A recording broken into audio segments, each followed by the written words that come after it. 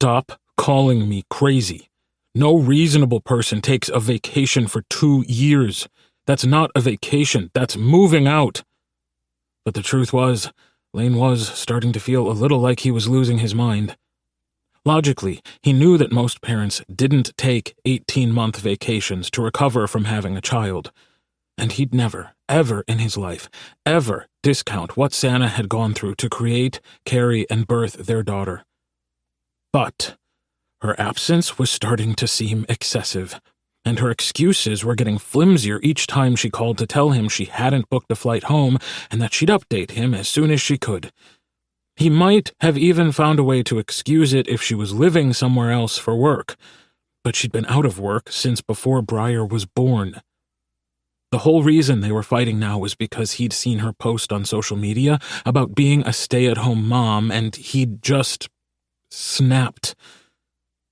Being a stay-at-home mom means actually being at home with your child. You haven't seen your child in person for 2 years. It was also in that moment he realized what he was saying and how absurd it sounded, and that it was over. His wife had been living in another country for 2 full years. His marriage was just for show.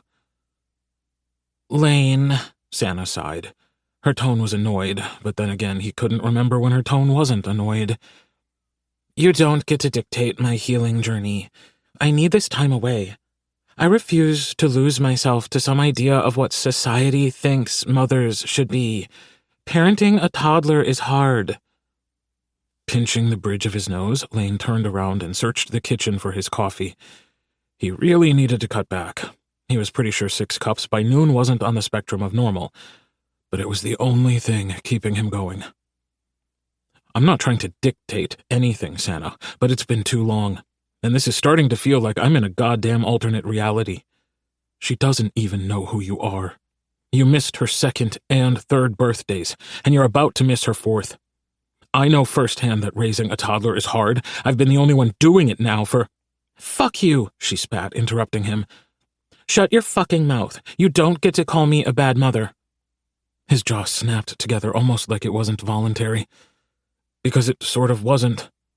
At this point in their marriage, he was used to jumping whenever she gave the order.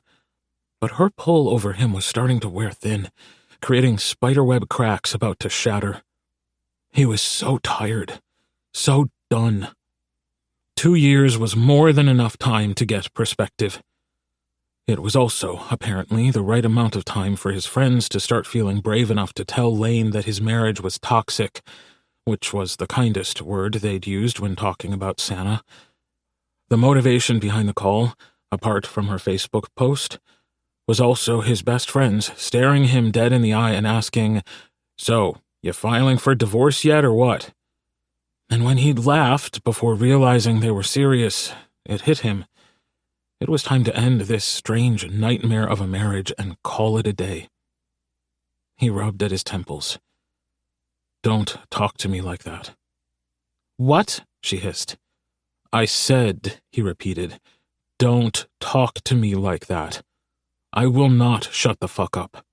Before you fucked off to the goddamn tropics, you were home 10 days out of each month. You got up maybe 6 or 7 times during Briar's entire infancy. You spent the first 2 months after her birth at some spa in the Rockies. Now you've been away at some resort for almost 2 years to the day."